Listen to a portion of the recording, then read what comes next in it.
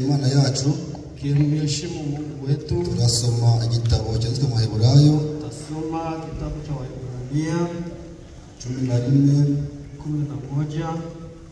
turahera n'ubundi kuri 11 taanzia kwa mstari wa 11. Gideoni Rute aturebere. Gideoni mwenye kuharakisha atafungua kitabu hicho. Amen.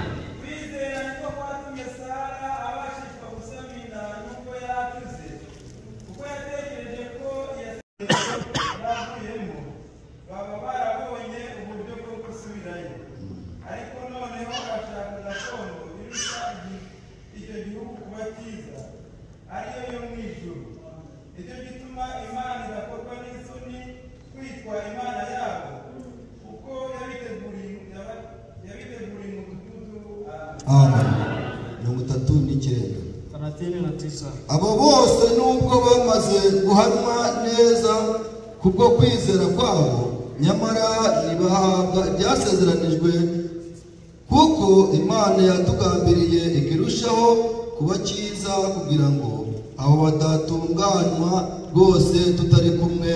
Amen. Turi imbere yawe Mana, turi imbere yawe, tugenze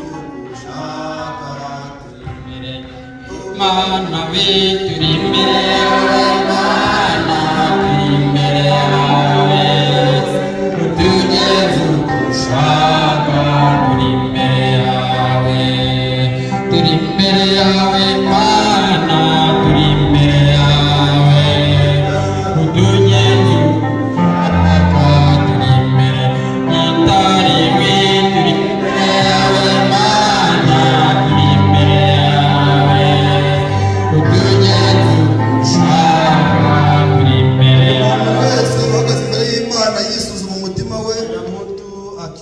ndani ya moyo wake. Mwana Data Gerard arabasengesho kubwira ijambo tugiye kumva, n'uko kanya turimo kumva ijambo ry'Uwiteka.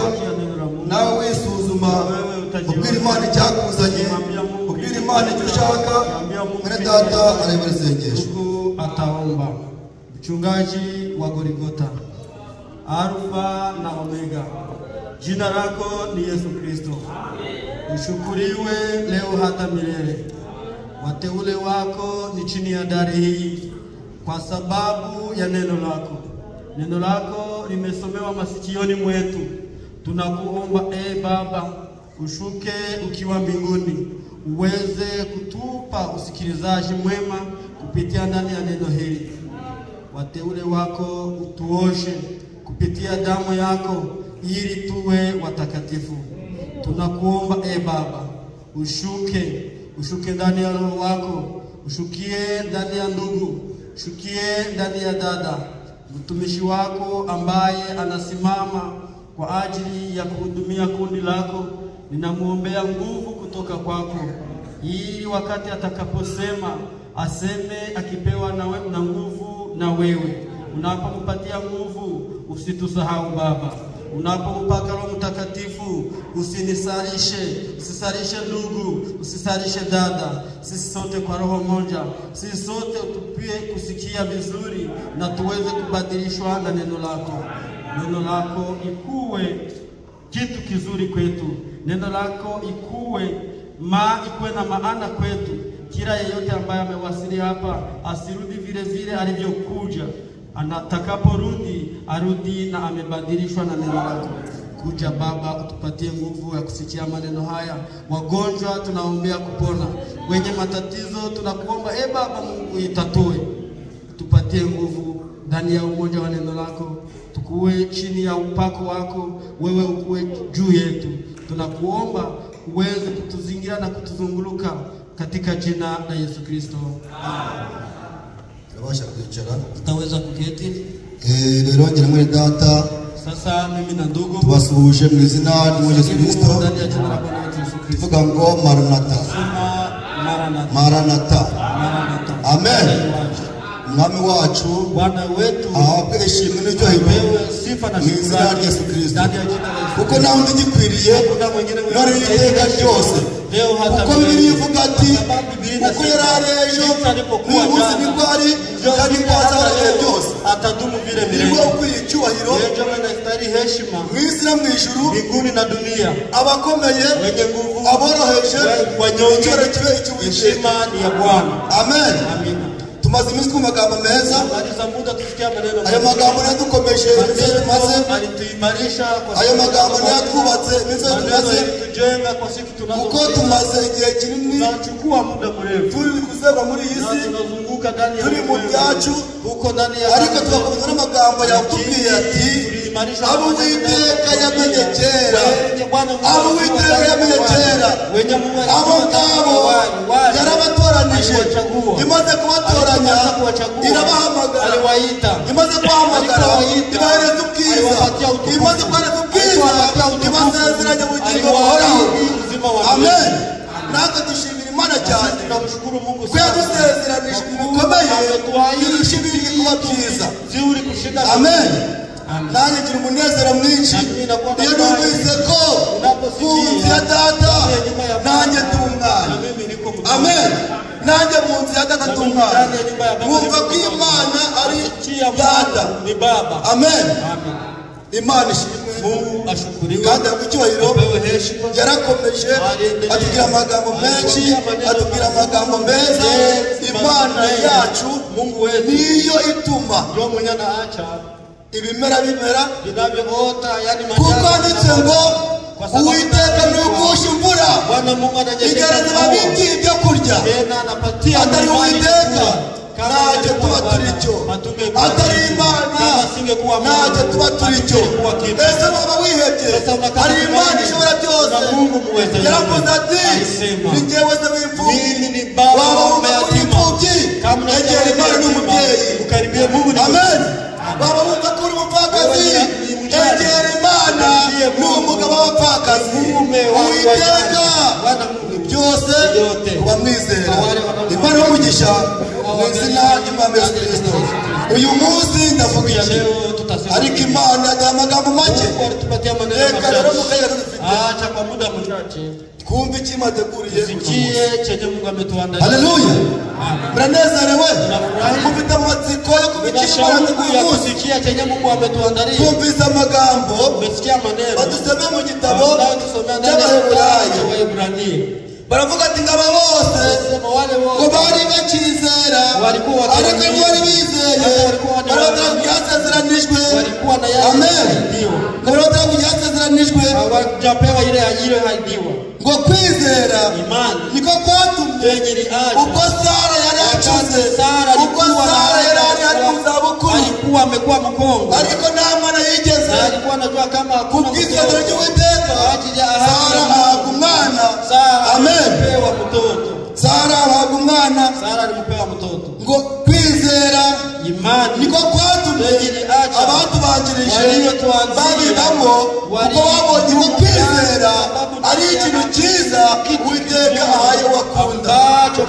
Iyo wizeye nawe ubasha gukora ibyo Imana ishaka.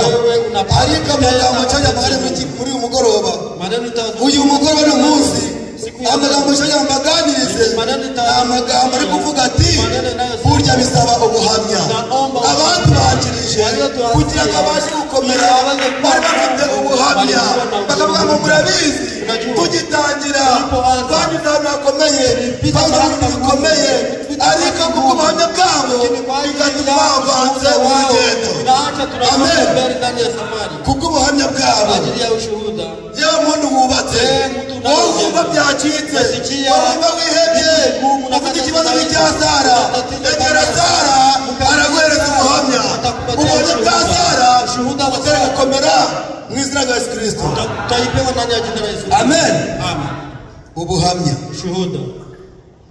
Bibiliya avuga ati Biblia ngabo bose wale wote ngo nubwo bahamwa neza hata kama wanashuhudiwa ngo kubwo kwizera kwa ajili ya imani yao nyamara barahabwa ibyasezeranijwe hawajapewa yale kuko Imana yatugambiriye kwa sababu Mungu irushaho kuba nziza ya nchi iliyokuwa njema kugira ngo ili abadatungana rwose wenye hawajakuwa kamilifu wote aravuga ati abo bose wale wote bandi bakirisha waliotuambia nubwo bari bizeye hata kama walikuwa na ndetse bakahanwa neza wanashuhudiwa barabahamiriza ariyo barahabwa ibyasezeranijwe hawajapewa yale yaliyohaidiwa na hatuna amen kuko Uwiteka sababu Bwana Mungu n'umugize kuri cyacu na ndani ya kizazi no mu gihe cyacu na wakati natwe tugambiriye ibyiza ibyo Uwiteka agambiriye kuri twe ibyiza hahirwa ababitegereje Imana n'umugisha mu izina rya Yesu Kristo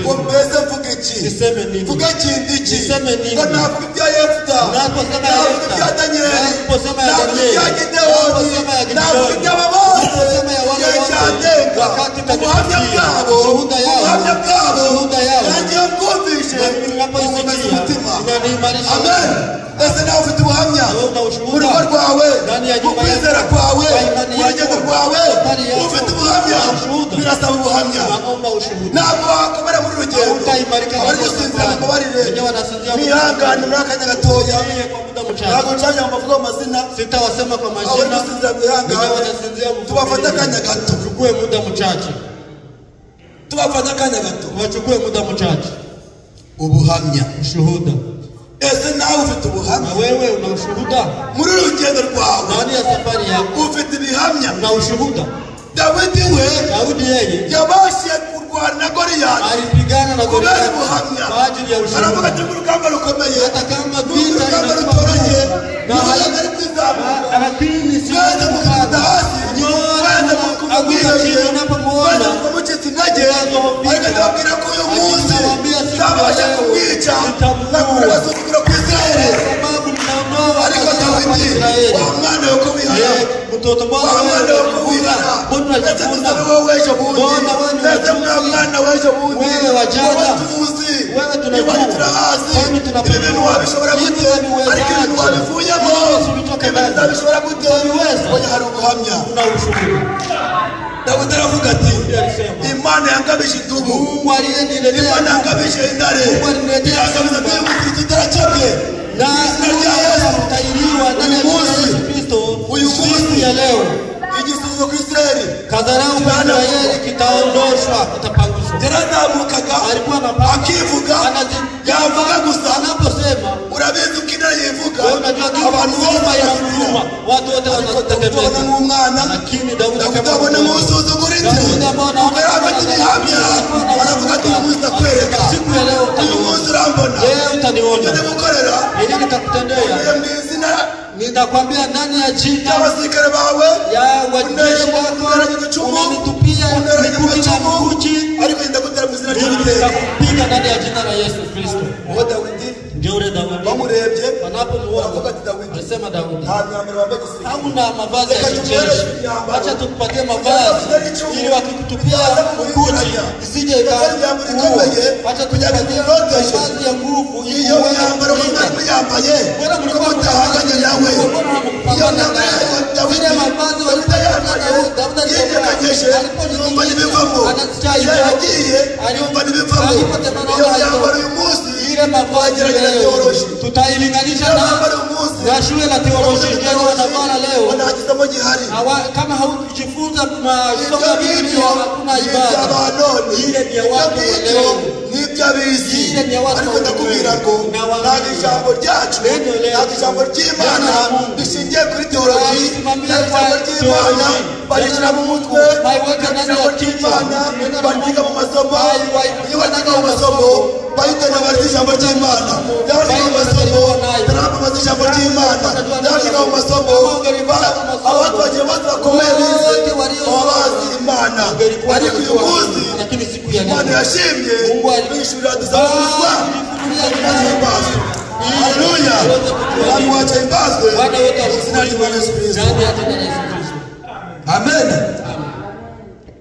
nabo bose wale wote ngo nubwo rwandwa neza hata kama abatubanjije barahamirizwa waliotuanzia wanashuhudia nawe ndagira ngo umunsi ufite ubuhamya wewe bahitaji ese uragwamiriza gute ese mu nzu wawe ubuhamya kwako nyumbani mujya muraganira mwibukiranye kuko ijambo ry'Imana avuga ngo igihe cyo gukiramarwa n'ibiganiro mujya reba babagenzi bacu bari mu rugendo bagenda baganira ku byabaye yesu ahageze yasanga ikiganiro bagikujije bari kuganira iki bari bari kuvuga ati burya nabibonye yaniwe ubwo buhamya urabukeneye nari ndabukeneye Mungu atupatie ushuhuda ndani ya jina la Yesu Kristo. Tusome Yohane igitabo cya Yohana kandi ashaka gutanganya kandi gato tachukua muda mfupi birasaba ubuhamya naomba ushuhuda muri rugendo ndani ya safari bisaba ubuhamya naomba ushuhuda kwizera iyi message bisaba ubuhamya kuko ni message ni ubuhamya amen nanjye bimubwira ni ubuhamya nta byaje mfite nta byaje dufite ahubwo ni tuganira ni ubuhamya amen ndagira ngo ubundi buhamya ubukomeze nawe ubuhamya bwawe wowe wihebye wowe ucitse intege wumva ubuhamya iyaduhamagaye kera yatugambiriye kera ibitwaga kera ibitegura kera ndetse n'iziteraremwa kabla kuumbwa kwa ulimwengu hari mu bitekerezo ilikuwa ndani ya mafikiri yake. Iki tukuteye kwiheba Ni nini ambayo na watu iki kikuteye gucika intege ni nani ambayo nakuletea kulegea ni ubuhamya ni ushuhuda ubuhamya shuhuda. Dawidi yarwanye intambara ikomeye. Daudi alipigana vita kubwa kubera ubuhamya. Arababwira ati murabizi. Niwaambie mnajua. Reka mbabwire. Acha niwaambie. Iyo twizeye, iyo kwizerwa. Iyo dusezeranije, tuhaidie atayitimiza. Nakabuza. Niwe mwabona bitinze. Ntabwo bitinze ko tubitekereza. Haikawia kama vile tunavyoviwazia. Inangojea ili tusije bose bihane. Bakiri ijambo wabuye uhoraho wapewe ubuzima wa milele. Isezerano rero ntabwo ritinze ahubwo ku isaha yaryo kandi uzarirasohora. Urugendo urushoboza n'ubuhamya. Iyi mesaje urayishobozwa n'ubuhamya. Kubibamo kubyihanganira ni ubuhamya. Nakubwira ko udafite ubuhamya ntabwo washobora gutegereza, ntabwo washobora kwihangana. Isaba ubuhamya. Naomba ushuhuda. Begera Sara araguha ubuhamya. Atakupatia ushuhuda. Begera Aburahamu araguha ubuhamya. Atakupatia ushuhuda. Begera abatubanjirije ubaze ijambo ubaze Bibiliya uulize Bibiliya ubuhamya utapata ushuhuda. Imana umugisha. Mungu awabariki Yesu Kristo ndani ya jina la Yesu Kristo. Yohana 9. Yohana sura 9. Dore ku murongo wa 10. Tuanze kwa mstari wa 10. Musomyi wihuta. Somaji wa kuwara. Yohana 9. Yohana 9. Ahere ku 10. Tanza kwa mstari wa 12. Tafika kwa. Nange ndasoma 13. Nitafungulia kwa 13.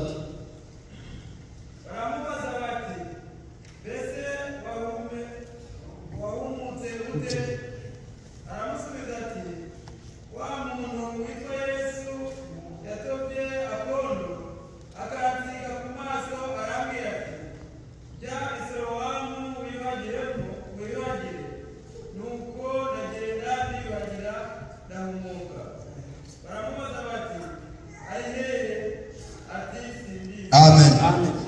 Nuko uyu wari impumyi ariko we na Yesu arahumuka. Kuba we na Yesu ari impumyi arahumuka. We na Yesu ari ikirema aragenda. We na Yesu ari ikiragi aravuga. We twizeye Imana ikiza. Amen. Imana twizeye Imana ikora ibitangaza. Mungu akutenda ishara. Nikusema sababu imirimo ikorwa ukayoberwa ugatangara ukibaza byanyuze ukibaza byaciye nuko yibagiweko twizeye Imana n'ibitangaza. Muamini Mungu mwenye ishara. Imana yacu Mungu w'ibitangaza. Abantu babireba bagatangara batibyageze gute uramuntu yaciye yabikoze gute. Imana yacu Mungu w'ibitangaza. Nawe wabasha kuyizera ukamara amaza yakora ibitangaza. Ariko twizeye ndakubwira ngo yeye tunayoamini ni ubuhamya. Ni ushuhuda. nuko ngo Yesu akigenda aho umuntu avutse ari impumyi arangije bataba gakondo amaze gutaba gakondo amushyira ku maso aramutuma aramubwira ati genda mu kidende ndani ya birika ya Yerusalemu wiyuhagire arangije aragenda yikubitamo ariyuhagira wawudore impumyi arahumuka abantu batajya kwibaza ariko uyu ni mugani alizaliwa na ni kipofu hapana none abantu batajya bajimaka wengi walianza kuleta walianza kuzaa wajimaka walianza kuleta impumyi kama alikuwa impumyi koko nidavukishije nidavukumuye ari yuko wapi warababwira ati simbizi kuri 13 wari impumyi bamushyira abafarisayo kandi ubwo hari ku munsi w'isabato uwo Yesu yatewemo akondo akamuhumura nuko abafarisayo nabo bongera kumubaza uko yahumutse arababwira ati yansize akondo ku maso ndiyuhagira ndahumuka bamwe mu bafarisayo baramubaza bati uwo muntu si uw'Imana n'uyu munsi abafarisayo barahari uyu munsi abafarisayo bareze ntibamenye ibitangaza by'Imana ntabwo bamenye imirimo y'Imana baravuga ati byaciye he wakoze iki n'iki cyakoze ibi n'icyaguteye gukora ibi ariko arababwira ati injewe icyonzi chenyeni najua nuko nari impumyi ariko ubu ndareba amen ngo batangira bavuga bati ngo uwo muntu ngo si uw'Imana ngo kuko ngataziririza isabato niko abantu benda bavuga ati yeye anaabudu sanamu aabudu sabato kwa sababu yeye hakubali sabato Yesu naye walikupatana vile walianza kumkufuru kwa sababu yeye haheshimu sabato yeye si wa Mungu na watajya kujimaka anaanza kuleta mabishano kama mtu yabasha gukora ibintu bimeze gutyo kutenda miujiza kama hiyo batukana batajya kumutuka baravuga ati ariko abapereziburi ariko abadayimoni kubera ibintu yakoze yatoja kondo n'uyanga matope ntabwo mupigana muri isi muganga uyu ni mupigana yana n'uyanga matope ari he yuko wapi ntabwo please sijui none byagenze gute ati jewe cyonzi chenyeni najua uko yakoze akazi kwa sababu alitenda kazi ambayo alifanya mimi nilikuwa kipofu lakini ndareba ninatazama niko n'ubuhamya nimugari gutanga ambayo ubuhamya burakwiye mu gihe cyacu ushuhuda inahitajika kwetu burakwiye mu gihe cyacu ushuhuda inahitajika kwa wakati wako ushuhuda wari mu ndatanga ubuhamya aliyekuwa kipofu alileta barabisha bagira ati ariko mushaka cyane mukeneye kuba bigishwa mukeneye kuba abakene munakuri umuyobozi mkubwa wafuasi wako rero niba mutabishaka kama ubuhamya mimi nina ushuhuda kuko nari impumyi ariko munsi ndareba amen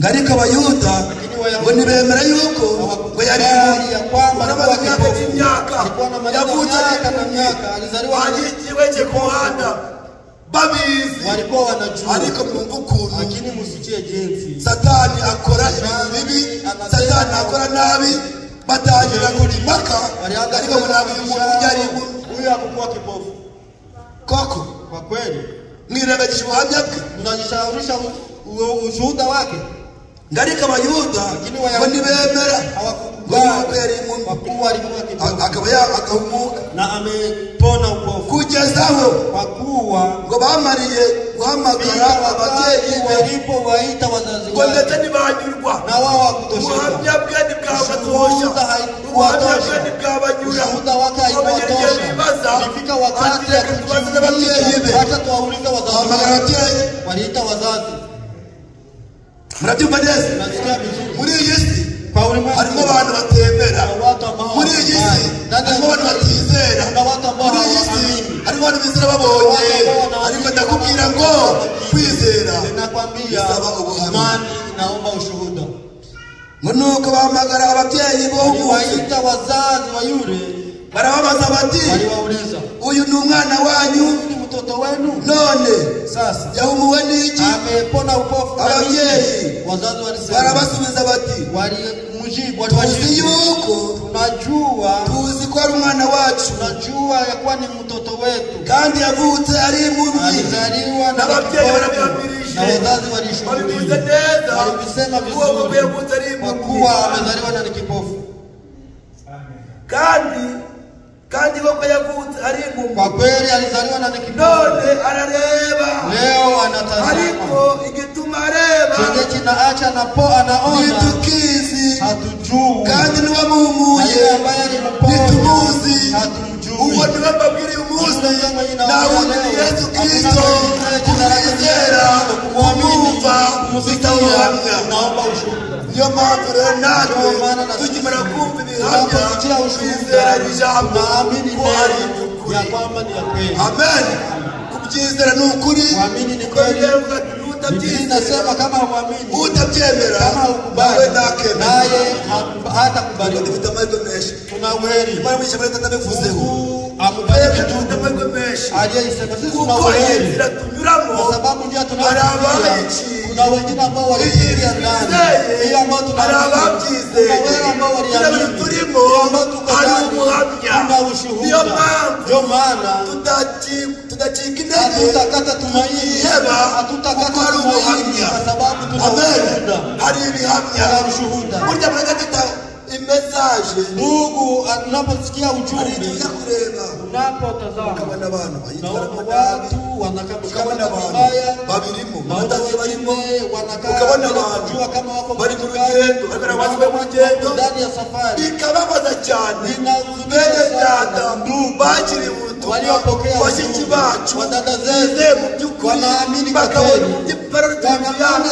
jinsi ndio tunapokura ariko ndababwira ko wanaenda ko twiboneye shikamate kama tunaporoje musikamate kama twizeye ujumbe tulioamini tuna ushuhuda iyo urebye ahantu wavuye ukareba ahantu ugeze umetoka hari ubuhamya unaona kwenye unafika kuna urugendo hari ushuhuda ubuhamya kuna ushuhuda imana y'umugisha mu izina rya Yesu Kristo nabo cyakubakereza abari baganiza amagambo babwira ubuhamya wari impumyi atanga ubuhamya neza ko yavutse ari impumyi n'ababyeyi barabihamiriza ariko none arareba ko yahuye na Yesu ababyeyi baravuga bati wamuhumuye n'abatumuzi ariko nawe ni umugabo ntamubaza arabasha kubyivugira nawe ni umugabo washobora kubivuga nawe wamuhamya wamuhamiriza iri parole wamuhamya wamuhamiriza wizeye wamuhamya wamuhamiriza iri jambo ku musozi imana bamugisha izina ry'Imana warahirwa batagira isoni warahirwa batagira isoni zo guhamiriza ijambo mu bw'Imana kuko ugira isoni ugira isoni zo kubihamiriza ukagira isoni zo kubivuga bivuga ijambo ry'Imana rivuga riti Imana izagira isoni zo guhamiriza imbere y'Imana n'abamarayika abagira ijambo mu izina rya Yesu Kristo neno hii ndani ya jina la Yesu Kristo ubuhamya ushuhuda mwibarize ulize nawe ni umugabo naye ni mwanaume yabihamya ataishuhudia nawe ni umugabo naye ni mwanaume ataijibia Yesu yakoze ibitangaza Yesu alitenda ishara wera mu itangiriro tangu mwanzo uko yari ari na n'uyu munsi niko ari niko azahora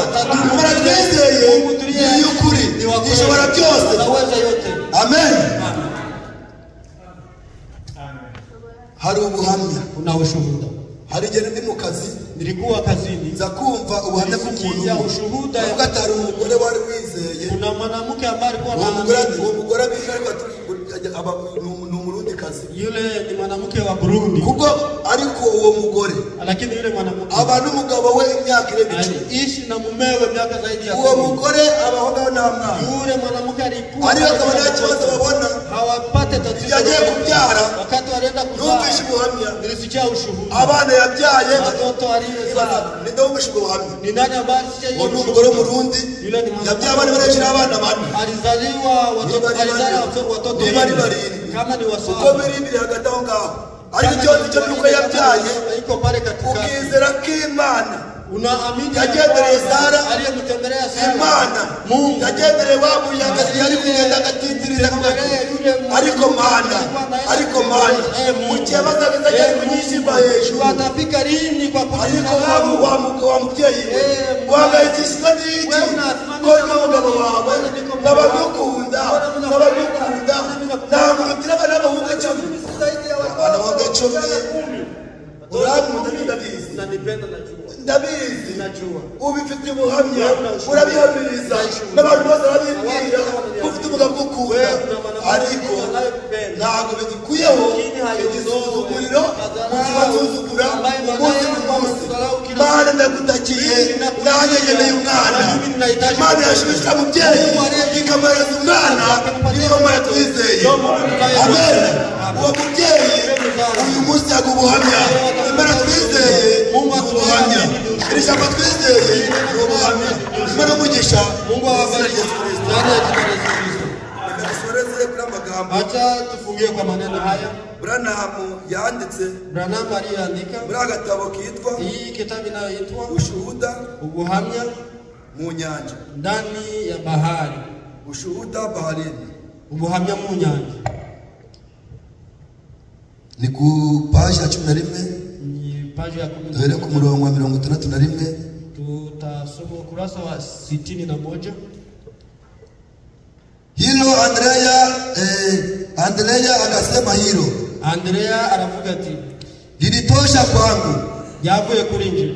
Akimaliza hayo Arangije ibyo Bartolomayo naye akasema, Bartolomayo nawe aravuga ati hebu ningetaka kutoa ushuhuda nami nani nataka kutanga nikawe ndugu zangu kuri bene data. hebu nami nitoe ushuhuda. Nani ntangu Ndugu buhamya. Bartolomayo naye akasema aravuga ati umwanya nanjye ntangu buhamya. huyu ujumbe tuliamini Kubera ubutumwa ni twizeye ushuhuda. ni ubuhamya. Kama safari yako Urugendo hauna rwawe ushuhuda, safari yako iko wapi? urugendo rwawe nta buhamya, urugendo rwawe rurihe?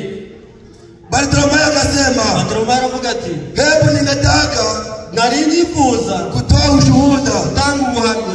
Ndugu zangu, Bene data, bene data, sema byari bikwiye. nadhani Ndatekereza unaweza. urashobora. Tuna wakati mwingi sana Ufite umwanya muremure. bado, kwa hiyo Ubwibyo noneho tutapiga kwa machache. turavuga muri make. Endelea Bartolomayo na ushuhuda. Bartolomayo komeza n'ubuhamya. Endelea shuhudia. Komeza uhamirize. Vema. Yukuri. Moja ya mambo makubwa kwa bimwe muri ibyo bikuru muri ibyo. Mnakumbuka dada yetu kule chini Yeriko, Muribuka mushiki wacu anayeitwa Rebeka. witwa Rebeka na mumewe hamwe n'umutware ana hoteli kule chini, afite ibara iyo hepfo. naye alikuwa mfanyabiashara yari umucuruzi na jina lake ni Zakayo. narye yitwa Huyu Zakayo. mvandimwe Rebeka Huyu ndugu yari Rebeka Umukristo, alikuwa mwaminifu. bavuga ati yari muki wacu, Unaweza kusema yari yizeye, alikuwa na arakagira umugabo witwa Zakayo utizeye. Zakayo mwenye hasia. Uyu Zakayo yari umukoresha alikuwa mutoza w'ikoro. ushuru. Ijambo ry'Imana tubwira ati Inatuambia afite hoteli nini cyane, alikuwa na hoteli kubwa. ariko uwo mugabo Lakini yule akaba mtu ari inshuti alikuwa n'abatambyi b'Imana. na Amen. wa Mungu. Biblia inasema yeye Biblia ilikuwa alikuwa rafiki yari inshuti na wakohani hamwe n'abatambyi. kama Pete na Kidore. Kwimpete n'imbata n'urutoki. Akisikia neno la Mungu Yumva ijambo ry'Imana. lakini anafanya moyo mgumu, umutima anaendelea kufanya biashara zake, agakomeza gukora anasikia neno la Mungu, anaendelea biashara yake, ariko ukakomeza gucuruza, anaendelea kucuruza. ukakomeza imirimo ye, niko Rebeka nawe atatuzaga kugenda bagasenga bagasaba Imana bakavuga ati ariko Mana twarakwizeye twumva ubuhamya bw'abantu bakirije twumvishe ubuhamya bw'abatumbayo twumva ubuhamya bwa Andreya twumva ubuhamya bw'abandi n'abandi ariko Mana kuri Imana ibitangaza wabakoreye bari ibitangaza ugakora n'abandi ibitangaza wangora ibitangaza umugabo wanjye akizera akamenya Imana twizeye. Amen.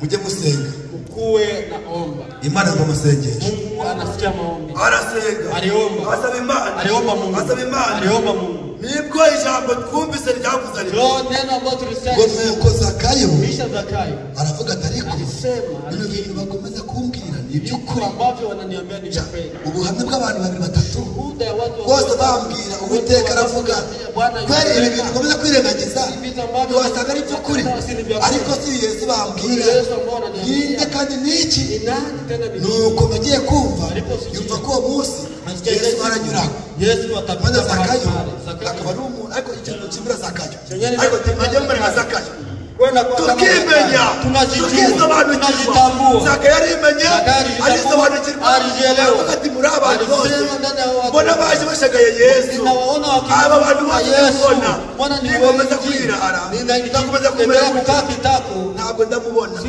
Zakayo ari mugufi ari mu mubiri Zakayo ari mugufi alikuwa yeye hakuwa alikuwa mfupi. Ndakubwira ngo abantu bazabona barebare kuna watu wanawazia ni wale lakini wakiwa alisobanukirwa Zakayo alijitambua yashobojwe n'iki aliwezeshwa na nini kumjua Mungu yuri igiti alipanda mkuu aja hejuru alipanda juu aravuga ati hano ndi alisema kwenye nirengeye abantu bose mimi nitaona abantu bose bacagenda kwitegereza bareba wakipita hapa Yesu nagira Yesu akipita ndizera ko ndamubona ninaamini ya kama Zakayo yuri igiti kubera iki Zakayo alipanda mkuu kwa nini Zakayo yashatse kumenya Imana kubera iki kubera ubuhamya yumvise Zakayo yashatse kwizera kubera iki kubera ubuhamya yumvise nawe uyu munsi kugira ijambo ry'Imana ni ubuhamya ni ushuhuda. Amen. Zakayo ngo yuriye igiti Jole anapanda mkuyu ijambo ry'Imana igihe naryumviye neno la Mungu igihe wakati walisema igihe twabyumviye wakati tulisikia arangije alipomaliza uwo Yesu aratambutse anapita uwo Yesu anapita maze amubonye alipomtazama Yesu nawe ko ari Imana imenya kwa sababu alikuwa Mungu anayejua yenye kuwa ndani ya biravango akafata ibitekerezo by'abantu ibyo utaragambira ibyo utaratekereza ibyo utaravuga imbere y'Imana Imana irabizi ngo n'abambaye ibyambaye byose imbere y'Imana bigaragara nk'ibyambaye ubonekana kama utupu. Amen. Nuko Imana irebye umurete irebye bidii umuhati irebye ubushake uri muri Zakayo maze Yesu gararama areba Zakayo Zakayo we ururuka kuko uyu munsi nawe nitasangira ibyo kurya byo kunywa. Amen. Abakira Yesu azawe musangire Yesu wawe ufite ubuhamya umurimo wawe ufite ubuhamya urugo rwawe ufite ubuhamya urugendo ufite ubuhamya kugira ngo ijambo ry'Imana ubuhamya ibyo twizeye ubuhamya hahirwa ababyumva mu izina rya Yesu. Amen. Abatubakirije babigenzemo neza na n'uyu munsi kumva ubuhamya bwabo uko babibayemo nawe ndakubwira ngo igihe uzabura yitaza buri ubuhamya bwawe burakenewe